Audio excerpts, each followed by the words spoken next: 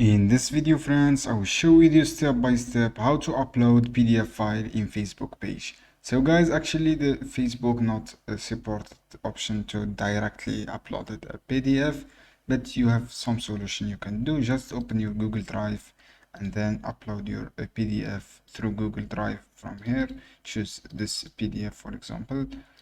After that, friends, when you upload PDF in Google Drive, just click this icon and then click share option. From here, click on copy link, click on share option, guys.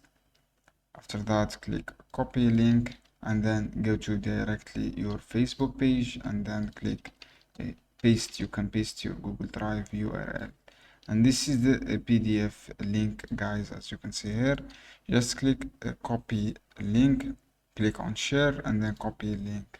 From here you can paste link from here. This is the PDF links, guys, and then you can, guys, short link through Bitly or something like this website. This is how you can do, guys. It is easy steps. I hope this guide helpful for you. Don't forget, give a like and share this video for more content, and see you on other videos soon.